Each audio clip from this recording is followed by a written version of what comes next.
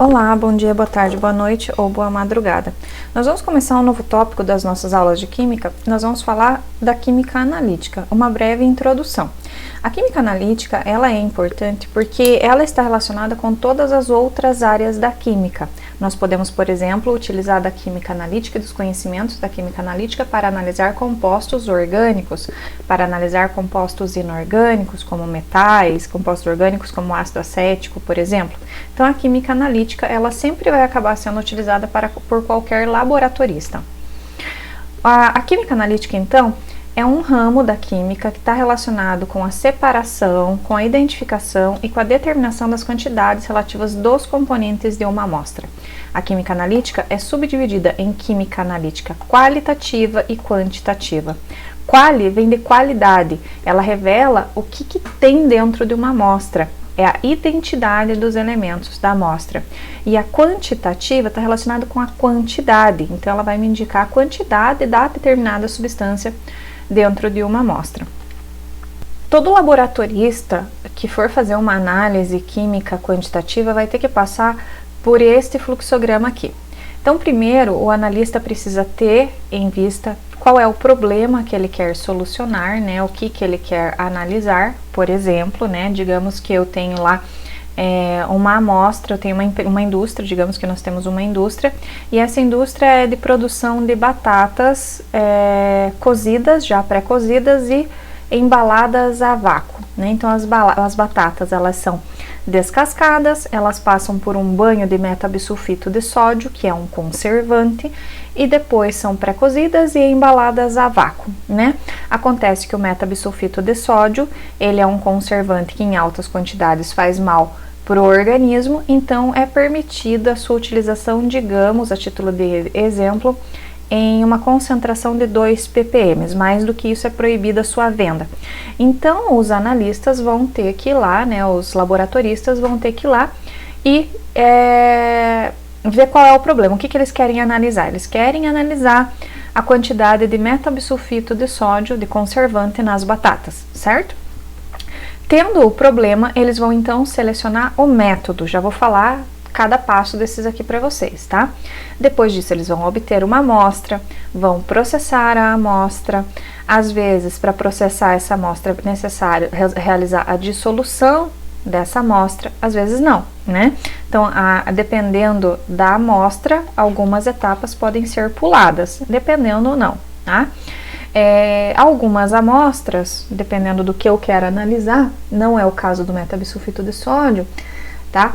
Mas tem alguns grupos que não aparecem nos detectores ou que eu não consigo fazer uma reação para determinar diretamente aquela substância. Então, eu preciso fazer uma mudança na sua forma química, eu preciso fazer uma reação química primeiro para, através daquela reação, daquele produto da reação, então determinar a propriedade que eu estou desejando.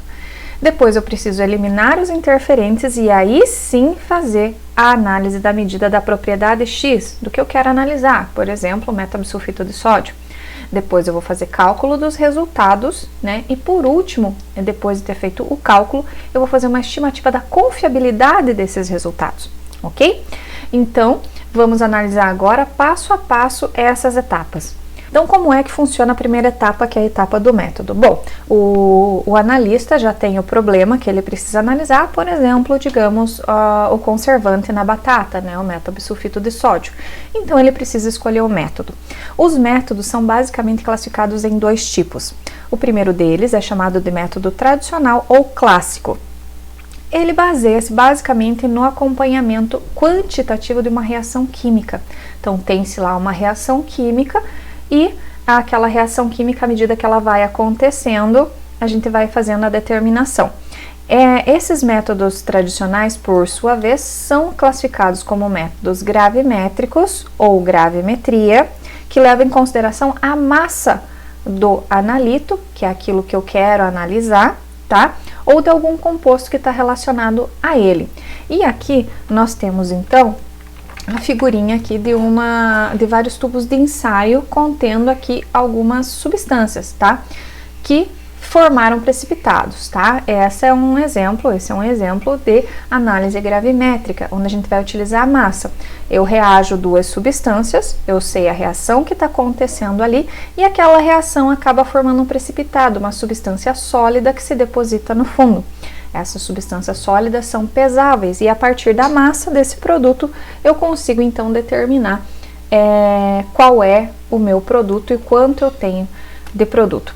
Outro tipo de método também tradicional são os titrimétricos, também chamados de métodos volumétricos.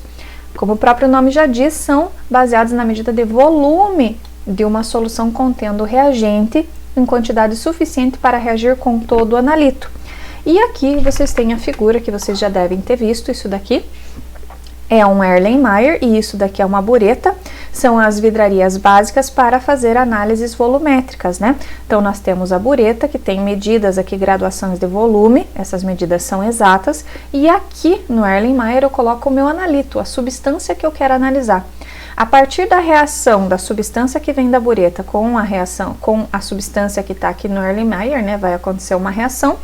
Eu vou medir o volume e a partir daquele volume eu consigo determinar, a partir do volume gasto, o quanto eu tinha de analito, porque eu sei qual é a reação que está acontecendo e qual é o produto que está sendo formado, tá? Então, esses métodos aqui, chamados de tradicionais ou clássicos, tá? Tem em qualquer laboratório, métodos gravimétricos por peso, né, por massa, e métodos volumétricos, onde a gente utiliza o volume. Nós temos também os métodos chamados de instrumentais, como o próprio nome já diz, nós vamos utilizar de instrumentos, certo?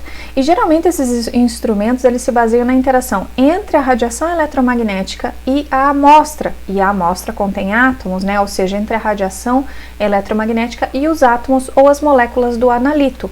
Analito é aquilo que eu quero analisar, aquela amostra que eu tenho ali, por exemplo, o metabisulfito de sódio, a minha batata. Ou ainda pela produção de radiação pelo analito utilizando equipamentos. Existem uma infinidade de equipamentos hoje em dia, vou listar apenas alguns. A espectroscopia molecular de ultravioleta visível, a espectrometria de absorção atômica com chama, potenciometria, cromatografia líquida de alta resolução, mas existem outros ainda. Aí, ainda falando dos métodos para análise química quantitativa, o que vai determinar quando eu vou escolher, né, o método tradicional ou o método instrumental? Bom, isso demanda uma certa experiência e uma certa intuição também, né? Quando que eu vou escolher um método clássico, gravimetria ou titulometria? Quando as análises forem esporádicas, é preferível um método clássico, ou seja, quando eu faço essa análise apenas de vez em quando. Por quê? Porque essas análises elas possuem baixo custo. Geralmente, todo laboratório contém uma bureta, todo laboratório contém um Erlenmeyer e reagentes básicos para esse tipo de reação. Então, elas são de baixo custo, né? Essa aparelhagem, essa vidraria é de fácil aquisição. E também essas reações, esses métodos clássicos são indicados quando eu quero fazer macroanálises, ou seja, análises que demandam grande quantidade de reagentes. Quando que vai ser preferível a utilização de métodos instrumentais? Quando aquela análise é utilizada de forma rotineira. Por exemplo, no nosso caso, né, da indústria do processamento da batata, aquelas batatas elas são feitas em grandes lotes, em grandes quantidades. A análise de metabisulfito de sódio deve ser feita a cada lote, a cada caixa, né? Então é feita a cada meia hora e aí quando é feita de forma rotineira é preferível o método instrumental, utilização de instrumentos. Ela possui um custo mais elevado, porque esses equipamentos são equipamentos caros, né? A manutenção desses equipamentos caros, além de exigir pessoal treinado, né? E pessoal treinado geralmente é melhor remunerado, né? Então sai mais caro fazer os métodos instrumentais, certo? Além do que o próprio treinamento para mexer no equipamento também gera um custo. Esses métodos instrumentais, eles são necessários quando você precisa analisar traços, ou seja, pequeníssimas quantidades, né? Ao passo que os métodos clássicos, eles servem para macroanálises, a microanálise aqui, ela é preferível para métodos instrumentais. A desvantagem dos métodos instrumentais é que ele sempre vai necessitar a calibração do aparelho. Cada vez que ele for iniciado, tem que ser calibrado, tá? Então, os métodos instrumentais, eles têm uma grande aplicação na indústria. Hoje em dia não existe uma indústria que utilize apenas métodos clássicos ali nas suas análises. Ok, então, né, nós tínhamos um problema, nós escolhemos o método. Vamos pegar como exemplo que nós escolhemos o método de volumetria, tá? Volumetria, vamos pegar como exemplo que nós escolhemos ali a titulação, tá? Porque nós queremos analisar o metabisulfito presente na batata, digamos, tá? Então, nós temos que obter a amostra. Nosso próximo passo é obter a amostra. Então, eu tinha o problema, que é determinar o metabisulfito de sódio, e escolhi a técnica que eu vou utilizar, a volumetria. Esse daqui é só um exemplo, tá, gente? No dia a dia, provavelmente essas análises são feitas de forma instrumental na indústria, ok? Vamos obter a amostra. Como é que nós vamos obter a amostra? Existe uma série de regras para obter a amostra, tá? Mas digamos que eu tenho lá a minha amostra de batata e que nessa amostra de batata eu coloco na caixa da batatinha para o consumidor final que ela tem no máximo 2 ppm de metabisulfito de sódio, certo? Através de uma técnica de dosagem é que eu vou descobrir se essa informação é verdadeira, tá? A dosagem, então, é o processo de determinar o quanto de uma dada amostra é o material indicado pela sua descrição. Então, através do teste de dosagem que a gente vai verificar se essa informação é verdadeira. E daí, para coletar a amostra, né, existe uma série de técnicas. Por exemplo, se for coletar a amostra de solo, né, se for coletar a amostra de solo, existem uma série de equipamentos próprios ali para coletar as amostras de solo, que nós não vamos nos aprofundar aqui, tá? Então, esse processo de coletar amostras representativas a gente chama de amostragem. É o processo de coletar uma pequena massa de um material cuja composição representa exatamente o todo do material que está sendo amostrado. Então, por exemplo, passei lá várias batatas no metabisulfito de sódio, elas foram acondicionadas em vários pacotinhos que estão dentro de uma caixa maior. Depois eu tenho outros vários pacotinhos que estão dentro de outra caixa e assim sucessivamente, certo? Eu preciso, ao final, fazer uma análise, uma amostragem, né, que me corresponda dizer que o resultado é correspondente a todas essas caixas. Então, o que eu vou fazer? Vou fazer a amostragem, vou coletar pequenas amostras, por exemplo, eu vou pegar um pacote desta caixa, um pacote desta caixa e um pacote desta caixa, certo? Cada caixa tem 30 batatas, por exemplo, eu vou pegar 3 batatas de cada caixa, tá? Vou pegar 3 batatinhas de cada caixa e vou juntar essas batatinhas, então, para fazer a minha análise. Eu estou fazendo a amostragem, coletando uma pequena massa de um material para representar todo o material que está sendo amostrado, para representar todas as batatas, ok? Então, ok. Nós selecionamos o método, obtivemos a amostra. Depois disso, nós precisamos processar essa amostra antes de fazer a análise. Então, no processamento da amostra, isso inclui principalmente, geralmente, a preparação da amostra de laboratório. E o que é essa amostra de laboratório? É deixar a amostra analisável pelo meu método que eu escolhi. Aí nós temos que prestar atenção se a amostra é sólida, é líquida ou é gasosa. Então, para amostras sólidas, normalmente o processo vai envolver a trituração, a mistura e a determinação de água. Então, vamos pegar o nosso exemplo de batata. A amostra é sólida. Eu peguei várias batatas de vários pacotinhos. O que eu vou fazer?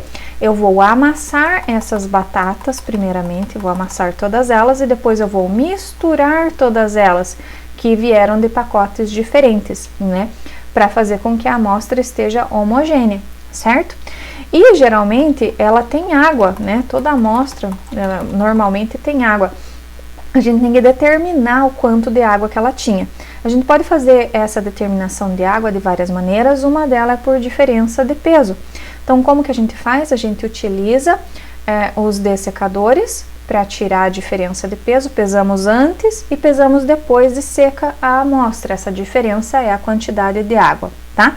Normalmente as amostras sólidas têm que passar por um processo de calcinação que é feita em equipamentos chamados de muflas, que são esses equipamentos aqui de laboratório. Eles alcançam altíssimas temperaturas e para isso nós colocamos a amostra dentro de recipientes que são de porcelana, chamados de cadinhos, que aguentam altíssimas temperaturas. Os materiais são convertidos em cinzas para então serem submetidos à análise. Se as amostras forem líquidas, nós temos que tomar cuidado com a evaporação do solvente, né? Já que a amostra é líquida, ela tem o solvente e nós não queremos que o solvente evapore. Se as amostras forem gasosas, nós temos que tomar cuidado com a evaporação do gás. Por isso, as amostras gasosas são acondicionadas em sistemas totalmente fechadinhos, né? Para que não haja mistura com os gases atmosféricos, ok? Normalmente, nós temos que tomar cuidado também com a forma de aquecimento. Geralmente, a forma de aquecimento, quando é necessário que seja feito o aquecimento, são feitas nas chapas de aquecimento.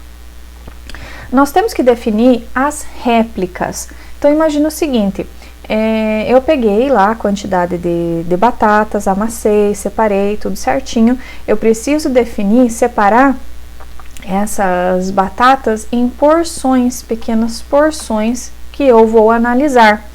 E isso a gente chama de réplica, é a porção do material que possui o mesmo tamanho e que são tratadas por um procedimento analítico ao mesmo tempo e da mesma forma. Então, eu peguei a minha amostra de batata e digamos que pesei 2 gramas de cada uma, tá? 2 gramas, 2 gramas, 2 gramas e dividi em 3. E essas 3 amostras eu vou analisar de forma igual e ao mesmo tempo, isso que a gente chama de réplica. O mínimo que a gente faz são 3 réplicas, o que a gente chama de triplicata. E por que é que a gente faz isso? A gente faz isso porque é o seguinte, digamos que eu peguei somente uma amostra e fiz lá a determinação de metabisulfito de sódio e cheguei no valor de 2 ppm, ok? Então, se eu pegar esse meu resultado e colocar na caixa, né, ou se eu pegar esse resultado e dizer, ok, a minha amostra está dentro do que é estipulado pela lei, pode liberar para venda, pode acontecer de eu ter feito um erro nesta análise, um erro humano ou um erro de vidraria, vidraria descalibrada e tudo mais, e esse erro ser mentiroso. Então, eu preciso fazer pelo menos mais 2 vezes para garantir que o resultado vai ser igual e que não há erro nessas análises, certo? Então, se os 3 resultados derem igual, né, 2 ppm ou muito parecidos, aí sim a gente diz que o resultado está confiável, certo? Por isso que a gente tem que fazer. Quanto mais réplicas, mais confiável vai ser o resultado, né? E também, quando a gente está preparando as amostras, geralmente isso envolve o preparo de soluções. Como vocês viram aqui no nosso fluxograma, se a amostra não for solúvel, a gente tem que realizar a dissolução da amostra muitas vezes, dependendo do método que eu escolhi para análise. E verificar se essa propriedade é mensurável depois da dissolução. E para essa dissolução, que geralmente causa alterações físicas e químicas, isso envolve preparação de algum solvente para dissolver as amostras e o analito, certo? Geralmente são ácidos, né, que são preparados e colocam para digerir a amostra. O que acontece é que nós temos que tomar cuidado no preparo dessas soluções, né, utilizar condições brandas para evitar a perda do analito, porque de nada adianta eu colocar um ácido muito forte ou uma solução muito forte que vai consumir o meu analito, né, vai perder todo o objetivo da minha análise. Às vezes é necessário aquecimento, né, nas chapas de aquecimento, e aí nós temos que tomar cuidado também com a temperatura para não perder o analito, ok?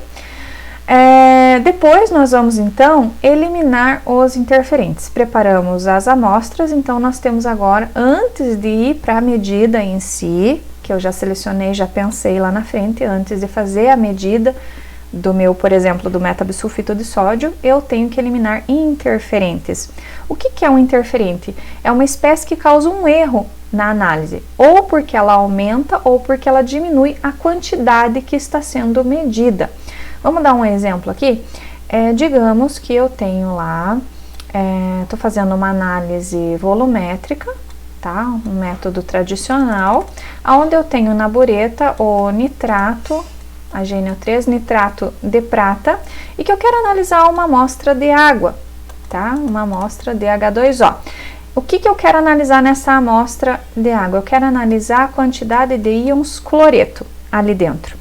Eu sei da reação que vai acontecer aqui, né? Eu sei que o nitrato de prata, que o HNO3, reage com o íons cloreto e forma HCl, liberando ali os íons nitrato, certo? Eu sei que quando o nitrato de prata for pingando aqui, ele vai reagir com o cloreto, formando o cloreto de prata, ok? Acontece que nessa amostra de água eu não tenho só íons cloreto. Digamos que eu tenho também íons bário e íons chumbo, certo? E o bário e o chumbo também reagem com o nitrato de prata. Então, eu vou utilizar aqui o volume, né? Porque o que acontece numa titulação, numa análise volumétrica? Eu vou pingando aqui, né? Na minha amostra, no meu analito, e depois eu vou anotar o volume gasto. Esse volume gasto, né? Porque aqui eu coloco um indicador. Quando esta solução mudar de cor, significa que a reação acabou, e a reação acabou quando todo o cloreto reagiu com o nitrato, ou seja, a reação acabou, né? Acabou o cloreto, aí eu posso medir aqui através do volume quanto de cloreto eu tinha, certo? Se eu tenho mais íons reagindo com esse nitrato, o volume gasto aqui não vai ser um volume verdadeiro somente para o cloreto, vai ser para o bário e chumbo, ou seja, é um resultado enganoso, né? Então, eu preciso eliminar esses interferentes, que são o bário e o chumbo, certo? Aí, quando eu vou eliminar o bário e o chumbo, eu posso utilizar dois tipos de técnicas, específicas ou seletivas. Se eu tenho uma técnica que consegue eliminar somente o bário, mas deixa o chumbo e o cloro, essa técnica a gente diz que é específica, porque ela é específica somente para uma substância. Agora, se eu pego uma técnica que consegue eliminar o chumbo e o bário e deixa o cloro livre, ela consegue eliminar um grupo de compostos, a gente diz que ela é seletiva. Ok? Então, nós vimos lá, né, nós eliminamos já os nossos interferentes, agora nós vamos para a medida da propriedade X. No nosso exemplo aqui, nós vamos medir o metabisulfito de sódio. Nós vamos para a análise propriamente dita, e a análise está relacionada com o método. Agora sim que eu vou utilizar o método, depois de ter passado por tudo isso. Eu escolho o método lá em cima, e só depois de passar por todas essas etapas é que eu vou fazer a análise mesmo do metabisulfito de sódio, certo? Geralmente, para fazer a análise dessa propriedade, esta propriedade deve variar de forma conhecida e reprodutível com a concentração do analito. Na idealidade, né, o ideal é que a medida da propriedade seja diretamente proporcional à concentração, ou seja, a concentração desse analito é igual a uma constante vezes a propriedade. Esse K é uma constante de proporcionalidade, tá? Então, este K, que vai me indicar o quanto eu tenho de uma substância determinada, quanto eu tenho de metabisulfito de sódio, geralmente para isso eu faço uma curva de calibração, tá? Eu faço várias medidas, por exemplo, de concentração da substância, do metabisulfito de sódio, por um determinado volume gasto de titulante, certo? Eu faço com várias concentrações e vou obter uma reta. Essa reta me dá normalmente uma equação de reta, e essa equação de reta nos dá um R quadrado, né? Este R quadrado aqui, quanto mais próximo de 1, significa que os valores estão mais dentro da minha reta e que os valores que eu obtiver depois são mais confiáveis, né? Então, o processo de determinação dessa constante de proporcionalidade, deste K, né, envolve a calibração, ok? Então, normalmente, a gente tem que ter um valor que esteja dentro desta curva e que seja proporcional à concentração. Então, por exemplo, para um determinado volume, depois de ter construído a curva de calibração lá, né? Depois de ter construído a curva de calibração, certo? Eu tenho a minha amostra e eu sei que para 10 ml a concentração, por exemplo, 10 ml, não, vamos pegar aqui um valor de 0,02 ml. Para um valor de 0,02 ml, eu tenho quanto? Para um valor de 0,02 ml, eu tenho 19, uma concentração de 19 microgramas por ml de cloreto, digamos assim, no caso da amostra d'água, tá? E é importante definir matriz da amostra. Matriz da amostra são todos os outros componentes da amostra na qual o analito está contido. Ok? Então, nós fizemos lá a nossa análise medida da propriedade X. Então, digamos que eu fiz lá a minha titulação, tá? Fiz a minha titulação e aí eu detectei, fiz 3 análises, né? Eu fiz em triplicata, lembram das réplicas? E obtive, como eu fiz 3 vezes, eu obtive então 3 volumes. Um volume de 0,02, um volume de 0,01, 19 e um volume de 0,02 de novo ml, certo? De posse desses resultados, eu vou agora calcular os resultados. O cálculo dos resultados geralmente é uma coisa bastante fácil, né? A gente faz com calculadora ou com computador. A gente vai pegar os resultados crus, como eles foram obtidos, no meu caso eram os 3 volumes, né? E vou fazer, através da estequiometria das reações, o cálculo do quanto eu tinha do meu produto. Por exemplo, do metabisulfito de sódio ou do meu cloreto, certo? Por quê? Porque eu sei a partir de um volume gasto o quanto eu tenho de produto. Através da estequiometria das reações eu consigo calcular o quanto eu tenho de produto. E a última etapa é a avaliação dos resultados pela estimativa da confiabilidade. Digamos o seguinte, eu peguei e obtive lá os 3 volumes, V1, V2 e V3, né? E para cada volume eu obtive um resultado diferente, certo? Eu preciso mostrar através de cálculos, né? Através de análise de confiabilidade, o quanto esses meus resultados são confiáveis, né? Então, nós temos que prover, o analista tem que prover alguma medida de incerteza associada aos resultados, né? Quando se espera que os resultados tenham algum significado. Eu tenho que mostrar, o analista tem que mostrar o quanto, matematicamente, né? O quanto que esses resultados que ele obteve são confiáveis. E para isso, vamos utilizar a matemática. Então, esta parte da matemática, que não é tão complicada, vai ficar para o próximo vídeo, tá? Nós vamos terminar essa parte da química introdutória, da química analítica, nós vamos deixar para terminar no próximo vídeo. Abraço, até lá!